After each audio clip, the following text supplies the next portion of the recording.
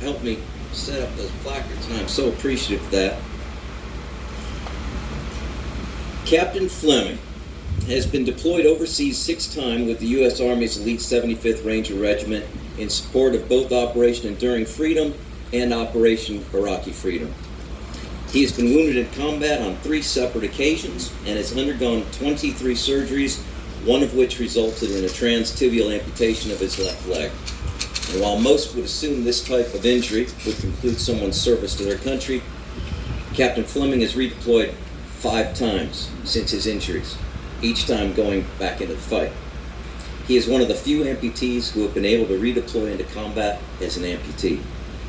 After serving with distinction, receiving numerous awards and decorations, including the Meritorious Service Medal, 2 Bronze Star Medals with Valor, and 3 Purple Hearts, he retired from active duty and still serves our country in other capacities.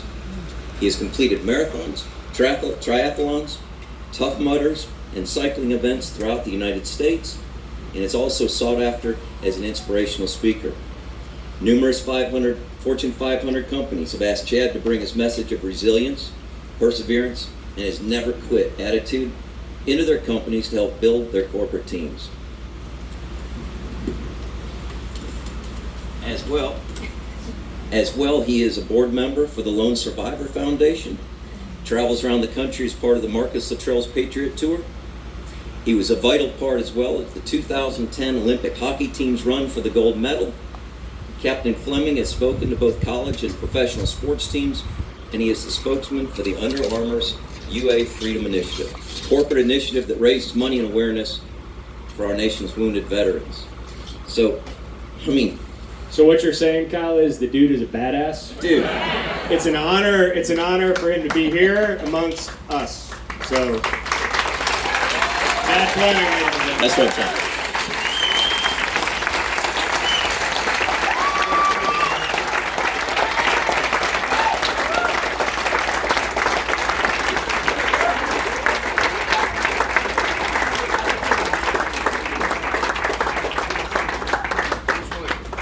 So let me tell you the real reason I'm here tonight.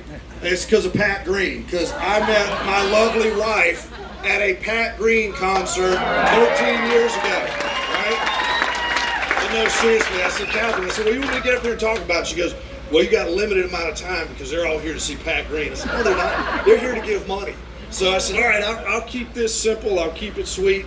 But I just kind of wanted to tell you a little bit of how the amazing people just like yourselves in this arena, this event tonight, helped me to get to where I am after what you heard Kyle read. Because I wasn't always the person that you see standing up here tonight. I had a very colorful background. My wife will probably tell you it's still kind of colorful, but just to give you a snippet so you know kind of where I came from and how I got to here. I was born and raised in Tuscaloosa, Alabama. There's a football team there in case you didn't know. Walt Smith. Huh? Yeah. Yeah, there you go, see? And I didn't know what I wanted to do. I mean, my first hardship in life was I had the opportunity to actually play Division I football, and that's what I thought I wanted to do. And then I found out that my mother had been diagnosed with a terminal illness. So my parents were divorced, and I had to make a decision whether I was going to go off to college and play football or stay and help take care of my mom. And I was real bitter for a long time because I made the decision to help take care of my mom, but I was always raised that family meant everything. And so I also grew up in a household of self-employed individuals, and my dad probably would go to jail nowadays for child labor laws, but what he helped me do was realize I wanted nothing to do with his business, which is kind of what pushed me on. But I always had that entrepreneurial spirit. So my mom says, hey son, I'm sick, but I want you to go and do your senior trip out of high school, have fun, and then come back and we'll address all this. So we take off. If you lived in Alabama, you went to the panhandle of Florida to do your senior trip. So we go down there. I was the personality. If you hadn't figured out, I'm a type A personality. I'm the guy you could dare to do anything. So we get down there and we're running out of money. And they said, hey man, we signed you up for a competition, and if you win, we can stay for like 3 more days because there's a cash prize. I said, yes, right? I didn't ask him what it was. Daddy, do not ever do that. Find out what your friends sign you up for. All right? So we're about to do an integrity check here. So they throw me in the car on a Friday night. We ride down to this nightclub. It's 18 to get in, 21 to drink. I look up on the marquee and it dawns on me. Oh, this is what they signed me up for. Here's the integrity check. Ladies, who has seen Magic Mike? Yes. That is what they signed me up, an amateur competition. The grand prize was $1,500, and guess who won? Yours truly. Yes. I became the instant hero of the trip. We had beer money. We had money to stay for 3 or 4 more nights, and life was good, right? So I go back. I'm taking care of my mom.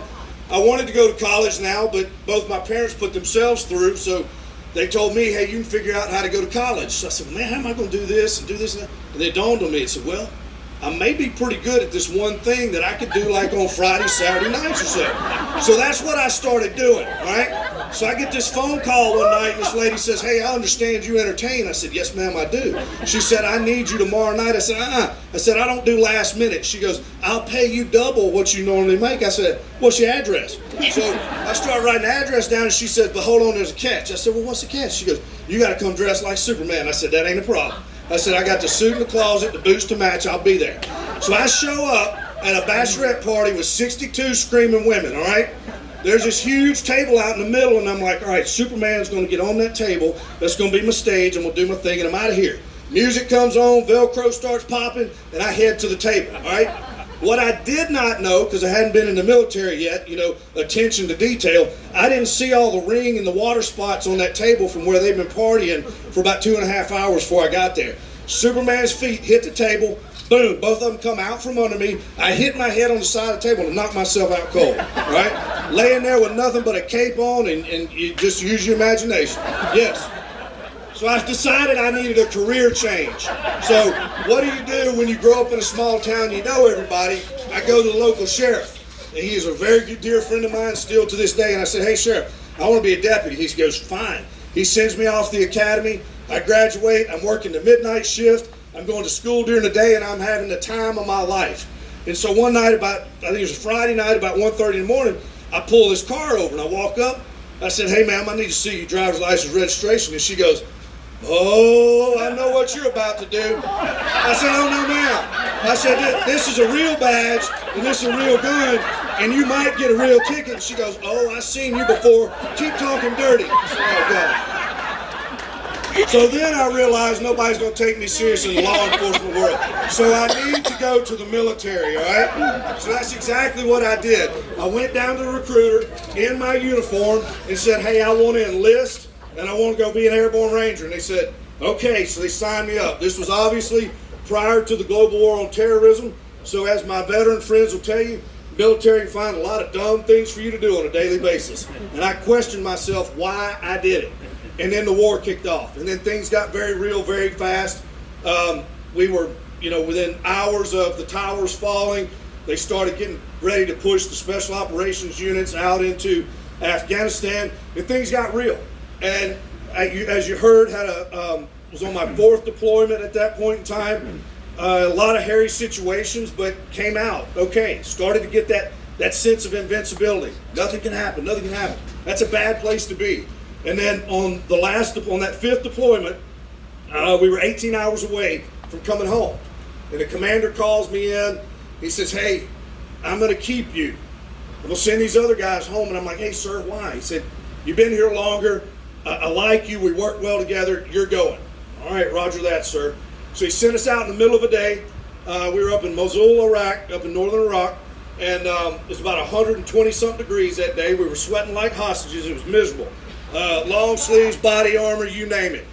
And that's the day that would actually change my life. And so I called back with about 45 minutes of fuel left, said, hey, sir, we got about 45 minutes. We got to come home. He said, make one more trip around. If you don't get the guy, we'll bring you home. Roger that. That trip changed my life. We went on an exit ramp.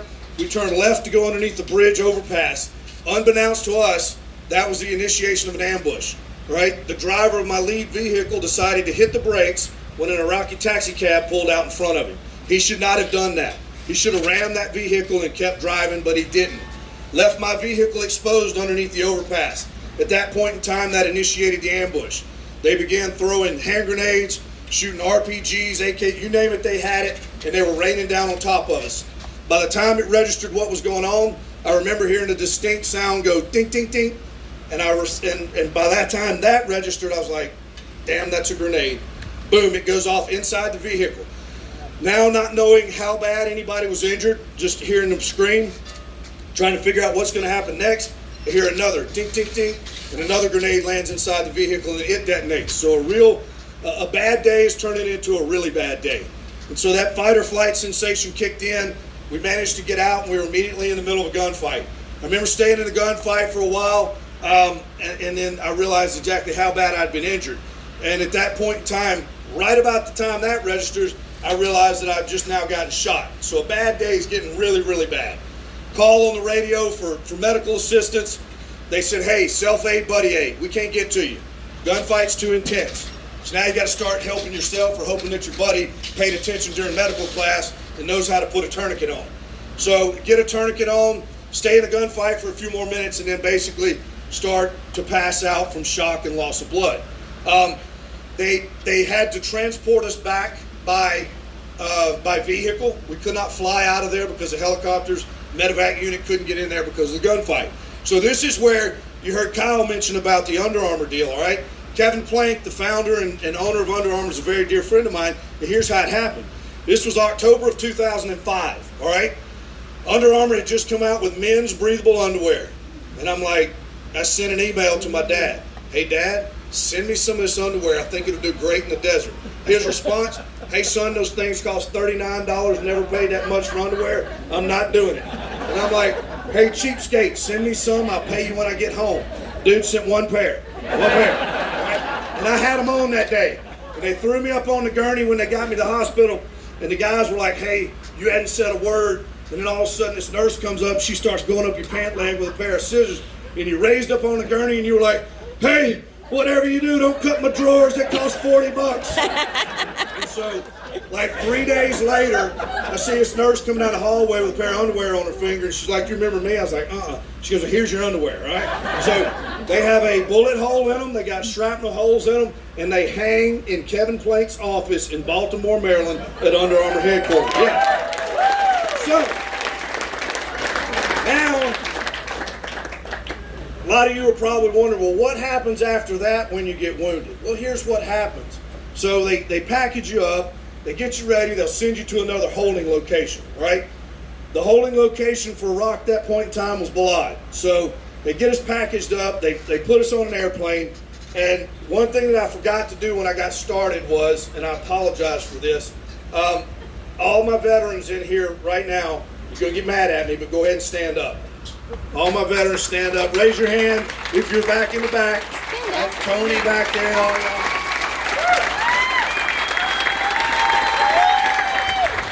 Thanks for your service.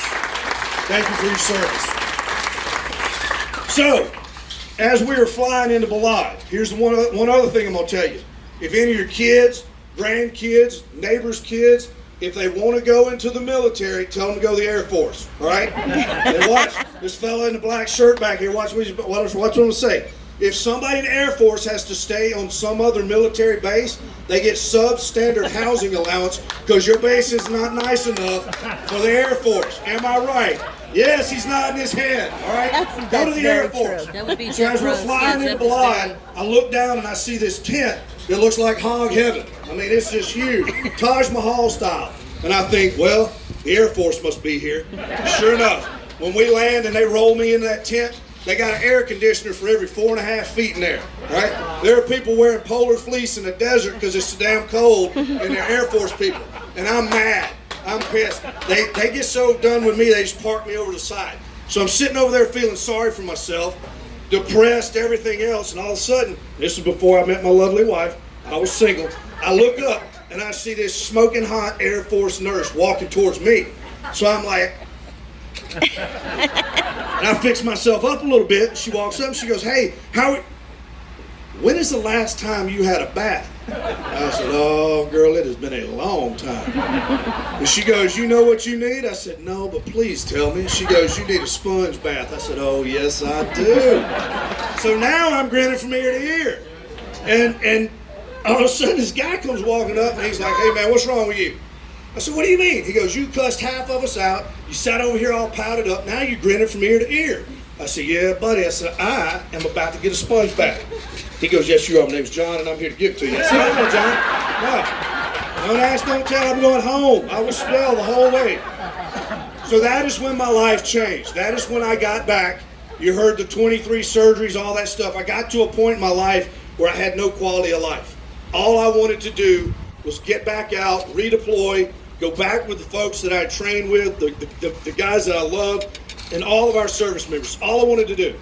And I kept hitting hurdle after hurdle. And finally, I found somebody that said, okay, we'll do the surgery. Obviously, they did the surgery, and I began to get back into what I thought I wanted to do. And you see, at this point in time, I was pretty dang cocky. There wasn't a whole lot you could tell me, because I was a guy with one leg getting ready to start going back overseas, and I thought I was just Superman. And we know how that story ended, right? I was not. What I started to realize was the only way I was getting better is because of the people that were around me, the people that were helping me get better, the people that were pushing me along. And that's when things started to really dawn on me. You got to remember, back during that time, there were not a whole lot of benevolent organizations for veterans. There was not the Wounded Warrior Project. There was no other. Basically, you had the USO and a few others. So I've seen the good ones, I've seen the bad ones, and I've seen the real bad ones. And I've seen what they can do for people. And so as I began to redeploy, and this is where I'm not the smartest guy in the room, on the second trip, after I was lost a leg, I got shot again, all right? So that was a little bit of a setback, all right? But then I got better, and I continued to go. And then the second time after that, I got shot again. And I remember I called my dad, and I said, I was laying on a gurney, and I said, hey, Dad, I said, you're not going to believe this, but I said, I got shot again. He said, hey, son, do me a favor. He said, well, they got you in the hospital. Tell them to do a DNA test, because you're an idiot, and there's no way you're related to me. I said, I appreciate that, Pop. I love you. But I came back, and that did not finish my career. I ultimately ended up medically retiring, and then I went back to work for another governmental organization, and I continued to deploy for another 12 years. And so I only tell you this because what the Patriots Hall means to me is it's a place for veterans to go to be around other people like them. Veterans can pick up on things that civilian doctors, people that haven't been there and experienced those things, they can pick up on things like that. It's a sense of comfort. It's a safe place to go and enjoy those people that are around you. If you look at me in shorts, obviously you can see I am disabled, all right? So many veterans, you can't see what they're suffering from. You can't see what they need help from. So this Patriots Hall, being the first in the nation, we are literally setting the standard right now here in Dripping Springs, Texas, for what the nation should be doing for all of our veterans. And the only way that we can do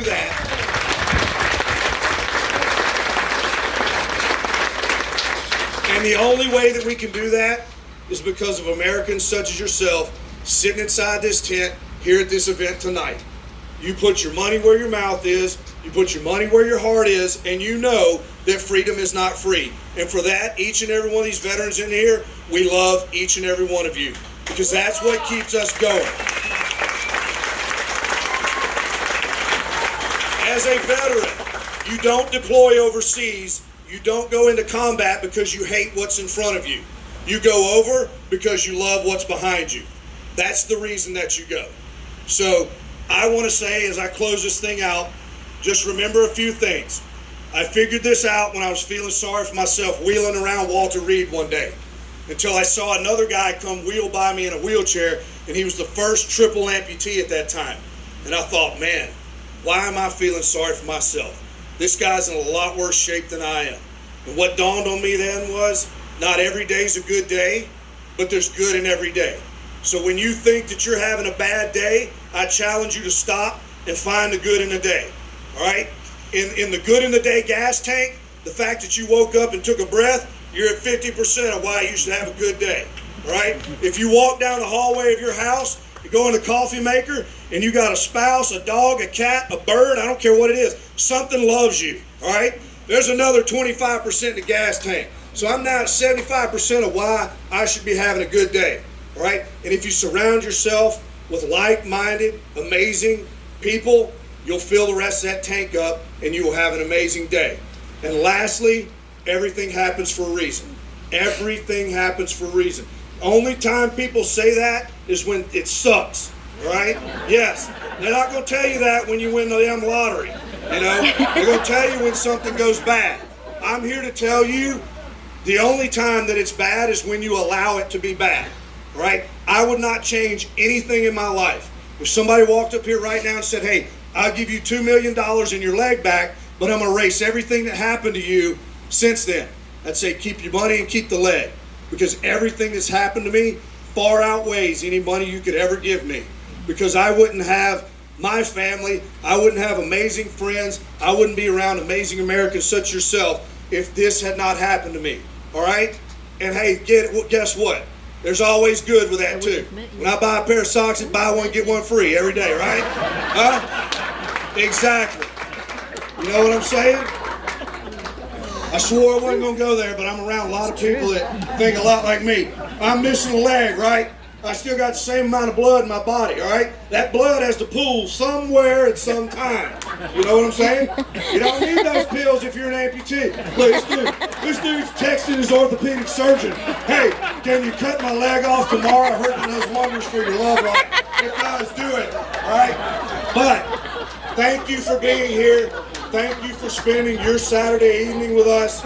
We love each and every one of you. When this thing gets built, we want every one of you to come out and see what you were an amazing part of. Love you all. Have a good night. Thank you.